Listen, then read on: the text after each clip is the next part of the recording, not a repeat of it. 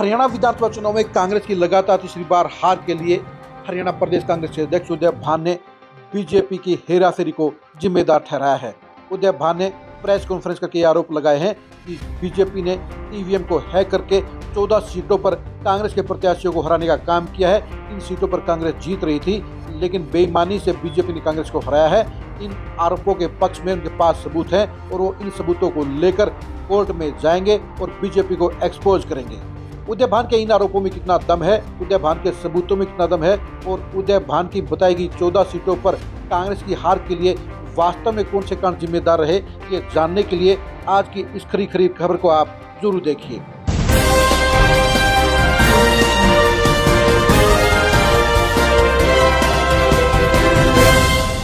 हरियाणा प्रदेश कांग्रेस अध्यक्ष उदय भान ने विधानसभा चुनाव में कांग्रेस की हार के लिए अपनी खुद की गलतियों की बजाय, भूपेंद्र हुड्डा के अहंकार की बजाय बीजेपी की ईवीएम की हैकिंग को जिम्मेदार ठहराया है। उदय भान ने ईवीएम की हैकिंग को लेकर क्या कहा है, सबसे पहले आप गौर से ये सुनिए। नतीजे बदले गए। 7:30 बजे हमारे प्रभारी श्री दीपक बाबरिया जी, जो हमारे एआईसीसी के जनरल सेक्रेटरी और सीडब्ल्यूसी के मेंबर भी हैं, उनके पास में मैसेज आता है, मैं पढ़ के आपको सुना रहा हूँ। Today's election result will be like this: BJP 46 to 49, INC 36 to 38, INLD 2 to 3, others 3 to 4. The list of seats on which BJP has set the frequency is as follows: कालका, घरौंडा, असंध, राई, Kharkhoda, Safidon, Uchana Kalan, Bhadra, Dadri, Mahendragarh, Hodal, Badkhal, Gohana, Narwana. These are the seats on which BJP will cheat with high frequency. Hence, you will not win even a single seat out of these seats. These are all manipulated seats which Congress won, but BJP has changed the results by uploading data files in EVM. Therefore, there may be 2 to 3 seats different from the numbers given by me, but the result will be same as I have given the figures above. 7:30 AM, 8 October. I guarantee 100% that the result will be like this: you will lose the victory and no one will know how BJP won. You know this and I know how it won. 7:35 AM, counting से 25 minute पहले। आज आपको पता चल जाएगा evening को कि मैं हवा में बात नहीं करता। 7:39 AM, ये तीनों मैसेज काउंटिंग स्टार्ट होने से पहले के हैं और नेक्स्ट मैसेज उनका नेक्स्ट डे 9 अक्टूबर को आया 11:44 पे। There were 14 more seats which you won but lost. तो सर, ये आपने सुन लिया होगा कि उदय भान ने कहा है कि बीजेपी ने 14 सीटों पर ईवीएम को हैक करके हेराफेरी करने का काम किया है, सरकार बनाने का काम किया है। उन्होंने सबूत के तौर पर व्हाट्सएप के एक मैसेज को दिखाया है, लेकिन उनका ये मैसेज एक पुख्ता सबूत नहीं कहा जा सकता, क्योंकि इस मैसेज के अंदर ना तो भेजने वाले का नाम है, ना ही उसके अलावा उसमें कोई ऐसा सबूत है जिसके बिहार पर कहा जा सके कि बीजेपी ने वास्तव में 14 सीटों पर ईवीएम को हैक करके चुनाव परिणाम को बदलने का काम किया है। उदय भान शायद अपनी हार की जिम्मेदारी से बचने के लिए बीजेपी पर ये आरोप लगाने का काम कर रहे हैं। उदय भान के इन आरोपों पर आज बीजेपी के प्रदेश अध्यक्ष मोहनलाल बडोली ने क्या करारा जवाब दिया है, ये भी आप जरा गौर से सुनिए। तो दिखाया गया ये जीतेंगे, बहुत सारी हमारी भी दिखाई गई थी ये जीतेंगे। अब ये चीजें तो जिस प्रकार से कांग्रेस लोकतंत्र को कमजोर करने का काम करती है, और कांग्रेस पार्टी ने हमेशा से ही ऐसा किया है कि जो उनके 37 विधायक जीत के आए, कम से कम उन कार्यकर्ताओं का तो धन्यवाद करते हैं जो 37 जीत के आए। और हमने उनसे सवाल भी किया था कि कांग्रेस पार्टी स्पष्ट करे कि जहां उनके 37 विधायक जीत के आए थे वहां ईवीएम ठीक थी या खराब थी, पहले उसके बारे में जवाब दें। वो 28 सीटों की बात कर रहे हैं, 14+14 28 सीटों पर वो कह रहे हैं कि ईवीएम से छेड़छाड़ की है। उस मैसेज के अनुसार वो कह रहे हैं कि इतना खतरा है, दीपक बाबरिया ने उसका नाम नहीं बताया, इसका मर्डर भी हो सकता है, जिसका मैसेज आया है। तो दीपक बावरिया ने सारी चीजें जो कह रहे हैं मीडिया के सामने कह रहे हैं, सार्वजनिक रूप से कह रहे हैं, और कांग्रेस के बड़े नेताओं ने सार्वजनिक रूप से मंचों से भी बयान दिए थे और संविधान को हाथ में लेकर बयान दिए थे कि भारतीय जनता पार्टी की सरकार बनेगी तो वो क्या करने वाले हैं, और उन्होंने आरक्षण को लेकर भी समाज में एक भ्रम फैलाने का काम किया कि भारतीय जनता पार्टी की सरकार आएगी तो आरक्षण के बारे में भी उन्होंने झूठी बयानबाजी की। तो ये कांग्रेस पार्टी के स्वभाव में है, वो कोई न कोई बात कहते हैं। और जब राहुल गांधी जी अमेरिका में गए और एक मीडिया के सामने उन्होंने उस बात को माना कि कांग्रेस पार्टी सत्ता में आएगी तो एससी और ओबीसी समाज के लिए जो आरक्षण है उसको खत्म करने का काम करेंगे, ये मीडिया के सामने अमेरिका में कहा। और आज तक उस बात का वो खंडन नहीं कर पाए, आज तक वो बता नहीं पाए ये बात उन्होंने वहां क्यों बोली थी। तो कांग्रेस पार्टी के लोग क्या बयानबाजी करते हैं, फिर उस पर खरा भी नहीं उतरते हैं। आज उनके प्रदेश के अध्यक्ष चुनाव हार गए हैं, उस चुनाव हार गए हैं तो कम वोट मिली है, कम वोट मिली है तो संविधान के अंदर जो लोकतंत्र को जो वोट को अधिकार प्रत्येक वोटर को जो दिया है उसका सम्मान तो करना चाहिए कांग्रेस के लोगों ने। आपने सुन लिया होगा कि उदय भान ने जहां कांग्रेस की 14 सीटों पर हार के लिए बीजेपी की बेईमानी को जिम्मेदार ठहराया है, वहीं पर बड़ोली ने साफ तौर पर कहा है कि कांग्रेस बिना आधार के आरोप लगा रही है, झूठे आरोप लगा रही है और उसके पास में हार के असली कारणों से बचने का कोई तरीका नहीं है, इसलिए वो झूठे आरोप लगा रही है।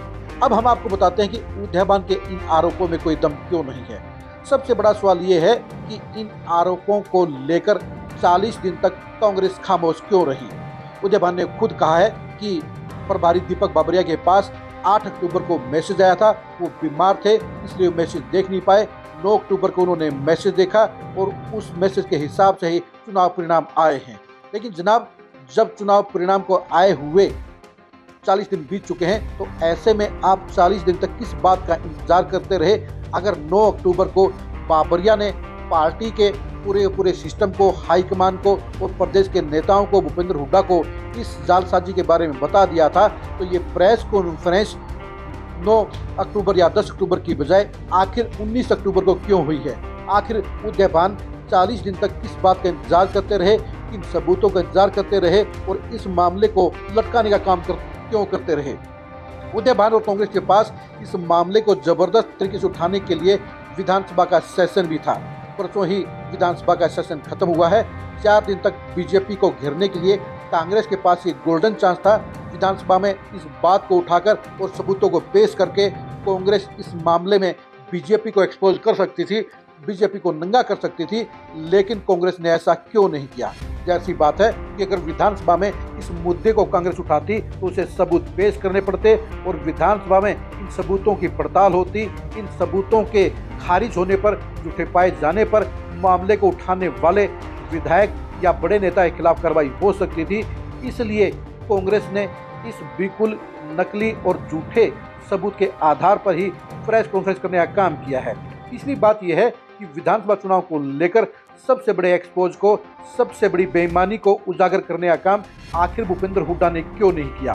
भूपेंद्र हुड्डा पिछले 20 साल से हर मुद्दे पर, हर फ्रंट पर खुद कमान संभालते हैं, लेकिन विधानसभा चुनाव में हार के लिए बीजेपी की बेईमानी को उजागर करने वाले इस सबसे बड़े सबूत को लेकर भूपेंद्र हुड्डा खुद मीडिया के सामने क्यों नहीं आए। भूपेंद्र हुड्डा ने परसों ही विधानसभा सेशन के बाद अपने आवास पर एक प्रेस कॉन्फ्रेंस को भी संबोधित किया था। आखिर भूपेंद्र हुड्डा ने उस प्रेस कॉन्फ्रेंस में इस मुद्दे को क्यों नहीं उठाया।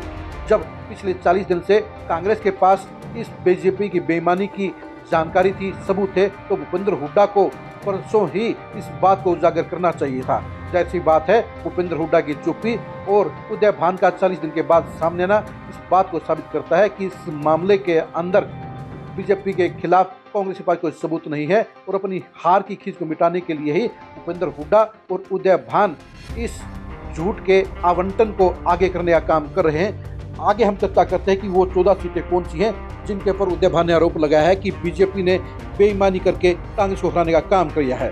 पहले हम सभी सीटों की जानकारी आपको बता दें। ये 14 सीटें हैं कालका, घरोंडा, असंध, राई, खरखोदा, सफीदों, उचाना, बाडड़ा, दादरी, महेंद्रगढ़, होडल, बड़खल, गुहाना और नरवाना।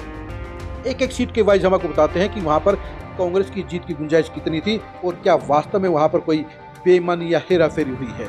कालका सीट के ऊपर खरी न्यूज ने उस दिन साफ कर दिया था जिस दिन शक्ति रानी शर्मा को बीजेपी ने प्रत्याशी बनाया था। बीजेपी की सीट के ऊपर, बीजेपी की टिकट के ऊपर शक्ति रानी शर्मा के कैंडिडेट बनने पर ही खरी न्यूज ने साफ कर दिया था कि इस सीट के ऊपर अब बीजेपी की जीत होगी। ऐसे में वहां कांग्रेस की जीत के ऊपर पक्का किसी ने दावा नहीं किया था और प्रदीप चौधरी की हार के लिए वहां पर बीजेपी की साजिश नजर नहीं आती है। घरोंडा सीट को लेकर हमने जरूर ये कहा था कि वहां पर कांग्रेस की एज है, लेकिन वहां पर कांग्रेस के प्रत्याशी वीरेंद्र राठौर की हार के लिए बीजेपी की साजिश जिम्मेदार नहीं है, बल्कि भूपेंद्र हुड्डा खेमे के आधा दर्जन वो नेता जिम्मेदार हैं जिन्होंने वीरेंद्र राठौर की खिलाफत करने का काम किया, भीतरघात करने का काम किया। वीरेंद्र राठौर ने खुद प्रेस कॉन्फ्रेंस करके कहा था कि इनको हराने के लिए आधा दर्जन नेता जिम्मेदार हैं, जिनमें पूर्व विधायक वीरेंद्र सांगवान भी शामिल हैं, जिनमें लाठर भी शामिल हैं और दूसरे भूपेंद्र हुड्डा खेमे के वो नेता शामिल हैं जिन्होंने उनकी पीठ में छुरा घोंपने का काम किया और पार्टी को चुनाव हराने के लिए विरोधी खेमे के यानी बीजेपी के प्रत्याशी की मदद करने का काम किया। असंध सीट के ऊपर पिछले 2 साल से चर्चा चल रही है कि शमशेर गोगी चुनाव हारेंगे। शमशेर गोगी के खिलाफ में जनता में बड़ी नाराजगी थी। ऐसे में शमशेर गोगी की जीत के लिए किसी को भी पक्का यकीन नहीं था। राहुल गांधी ने अपनी पहली रैली असंध में की, लेकिन भूपेंद्र हुड्डा ने वहां एक बार भी शमशेर गोगी के लिए वोट की अपील नहीं की, जिससे जाहिर हो जाता है कि भूपेंद्र हुड्डा भी नहीं चाहते थे कि वहां पर शमशेर गोगी जीते, क्योंकि वो कुमारी शैलजा के खेमे के नेता थे। ऐसे में असंध में शमशेर गोगी की हार के लिए बीजेपी जिम्मेदार नहीं है, बल्कि भूपेंद्र हुड्डा खेमे के नेता ही जिम्मेदार हैं। राय सीट के ऊपर कांग्रेस के 2 बार के विधायक जयतीर्थ दहिया ने साफ तौर पर आरोप लगाया था कि इस सीट पर बीजेपी की प्रत्याशी की जीत के लिए हुड्डा फैमिली ने भरपूर कोशिश की थी, पूरे प्रयास किए थे, पूरा इंतजाम किया था। उन्होंने इन आरोपों के साथ ही कांग्रेस को छोड़ने का ऐलान भी किया था। जब कांग्रेस के पूर्व विधायक ही इस बात के आरोप लगा रहे हैं कि राय में कांग्रेस की हार के लिए भूपेंद्र हुड्डा फैमिली जिम्मेदार हैं, तो ऐसे में वहां पर बीजेपी की साजिश को कैसे मंजूर किया जा सकता है। खरखोदा सीट के ऊपर कांग्रेस के तमाम नेताओं ने हुड्डा फैमिली से रिक्वेस्ट की थी कि वहां पर इस बार जयवीर वाल्मीकि की बजाय किसी नए चेहरे को टिकट दी जाए, ताकि कांग्रेस वहां लोकल चेहरे के बलबूते पर आसानी से चुनाव जीत जाए। लेकिन हुड्डा फैमिली ने अहंकार में आकर जयवीर वाल्मीकि को लगातार 5वीं बार टिकट देने का काम किया, लेकिन इसका करारा जवाब देते हुए खरखोदा की जनता ने पवन खरखोदा को विजेता बनाने का काम किया। पवन खरखोदा वैसे भी 2014 और 2019 में इंडिपेंडेंट और जेजेपी की टिकटों पर बारीक अंतर से ही चुनाव हार गए थे। ऐसे में 2024 के चुनाव में पवन खरखोदा की जीत के लिए उनकी मेहनत और उनके इमोशन को और भूपेंद्र हुड्डा के अहंकार को जिम्मेदार ठहराया जा सकता है। वहां पर बीजेपी की साजिश कहीं नजर नहीं आती है। सफीदो सीट के ऊपर खरी न्यूज ने 2 साल पहले से ही इस बात की चर्चा कर दी थी कि अगर यहाँ पर जसबीर देसवाल ने इंडिपेंडेंट चुनाव लड़ा तो वो फिर कांग्रेस की जड़ों में बैठ जाएंगे और सुभाष देसवाल चुनाव हार जाएंगे। और विधानसभा चुनाव में ठीक ऐसा ही हुआ। जसबीर देसवाल ने बीजेपी की टिकट नहीं मिलने पर इंडिपेंडेंट चुनाव लड़ा और उन्होंने जाट वोटरों को बांट दिया, जिसकी वजह से कांग्रेस के सुभाष देसवाल चुनाव हार गए। उचाना कला सीट को लेकर बेशक से कांग्रेस 32 सीटों से चुनाव हारी है, लेकिन सच्चाई ये है कि वहां पर ब्रिजेंद्र सिंह के खिलाफ में 70% वोट पड़े हैं। बेशक से ब्रिजेंद्र सिंह के हार के अंतर को 32 वोटों का आंकड़ा बता रहा है, लेकिन सच्चाई ये है कि उनके खिलाफ में 1 लाख वोट पड़े हैं और यही वजह है कि उनकी हार को लेकर ये नहीं कहा जा सकता है कि उनको जानबूझकर हराया गया है। ब्रिजेंद्र सिंह के प्रति नेगेटिविटी थी, वो एमपी के तौर पर फेल रहे थे। ब्रिजेंद्र सिंह के खिलाफ भी नेगेटिविटी थी। पिछली बार भी 2019 में उनके खिलाफ 1 लाख वोट पड़े थे, वही वोटों का आंकड़ा इस बार भी मेंटेन रहा और यही वजह है कि वहां पर बीजेपी की साजिश नजर नहीं आती है। बारडा सीट के ऊपर कांग्रेस लगातार 3 चुनाव हार चुकी है। 2009, 2014, 2019 में रणवीर महिंद्रा चुनाव हारे थे। चौथे चुनाव में भी कांग्रेस ने यहाँ पर बाहरी प्रत्याशी के तौर पर सोमवीर सिंह को टिकट देने का काम किया, जो लोहारू सीट के ऊपर खुद लगातार 3 चुनाव हार चुके थे। बाहरी प्रत्याशी को टिकट देने के चलते कांग्रेस के तमाम नेताओं और वर्करों ने सोमवीर सिंह की खिलाफत की, उनके खिलाफ वोट डलवाए। यही वजह रही कि वहां पर कांग्रेस चुनाव हार गई, वहां बीजेपी की कोई साजिश नजर नहीं आती है। दादरी सीट के ऊपर भी कांग्रेस की मनीषा सांगवान बीजेपी के कारण चुनाव नहीं हारी है, बल्कि वो अपने अहंकार के कारण चुनाव हारी है, क्योंकि मनीषा सांगवान ने किसी भी कांग्रेस के टिकट के दावेदार को साथ लेना जरूरी नहीं समझा। उनको इस बात का अहंकार था, इस बात का वहम था कि अपने बलबूते पर चुनाव जीत जाएंगी, इसलिए अपने अहंकार में ही वो चुनाव हार गई। महेंद्रगढ़ सीट के ऊपर राव दान सिंह ने चुनाव जीतने के लिए पूरी कोशिश की। उनकी मदद बीजेपी के बड़े दिग्गज नेता रामविलास शर्मा ने भी पूरी की। रामविलास शर्मा ने टिकट कटने के बाद भीतरघात करते हुए राव दान सिंह के लिए भरपूर मदद की, लेकिन राव दान सिंह की हार उसी दिन तय हो गई थी जिस दिन कंवर सिंह यादव को बीजेपी ने टिकट दे दी थी, क्योंकि कंवर सिंह यादव को टिकट मिलने के साथ ही यादव वोट 2 जगह बट गए थे। ऐसे में रामविलास शर्मा की मदद के बावजूद वहां पर राव दान सिंह चुनाव हार गए। वहां पर बीजेपी की खिलाफत की बजाय बीजेपी की मदद के बावजूद कांग्रेस के प्रत्याशी राव दान सिंह चुनाव हार गए। होटल सीट के ऊपर उदय भान खुद चुनाव हारे हैं, वो लगातार दूसरा चुनाव हारे हैं। वो हार के लिए बीजेपी की साजिश बता रहे हैं, लेकिन हकीकत यह है कि उदय भान भी अपनी खुद की गलती के कारण चुनाव हारे हैं। वो अहंकार और वहम दोनों में डूबकर भूपेंद्र हुड्डा के साथ पूरे प्रदेश में हेलीकॉप्टर पर सवार होकर दौरे करते रहे और अपनी सीट पर बड़ी मेहनत करने में चूक गए। उनको इस बात की जरा भी आशंका नहीं थी कि हरिंदर नए प्रत्याशी के तौर पर उन्हें चुनाव हराने का काम कर देंगे, लेकिन वो ग्राउंड को भूलने का काम कर गए, वो सच्चाई को इग्नोर कर गए, वो वोटरों की सोच को इग्नोर कर गए। यही वजह रही कि वो खुद ही गलती के कारण चुनाव हारे हैं, ना कि बीजेपी की साजिश के कारण चुनाव हारे हैं। गोहाना सीट के ऊपर भी पूरी की पूरी कहानी जो लागू होती है वो खरखोदा की लागू होती है, क्योंकि गोहाना के भी तमाम कांग्रेस के नेताओं और वर्करों ने भूपेंद्र हुड्डा और दीपेंद्र हुड्डा से ये हाथ जोड़कर याचना की थी, रिक्वेस्ट की थी कि यहाँ पर जगबीर मलिक की बजाय किसी और को टिकट दी जाए, क्योंकि लगातार 4 बार वो उन्हें वोट देकर थक गए हैं, वो उन्हें विधायक नहीं बनाना चाहते हैं। लेकिन हुड्डा फैमिली ने अहंकार में आकर कांग्रेस के तमाम नेताओं और वर्करों की रिक्वेस्ट को इग्नोर कर दिया। ऐसे में कांग्रेस के तमाम नेताओं और वर्करों ने जगबीर मलिक को हरवाने के लिए काम किया। इसी वजह से जगबीर मलिक वहां पर चुनाव हार गए हैं।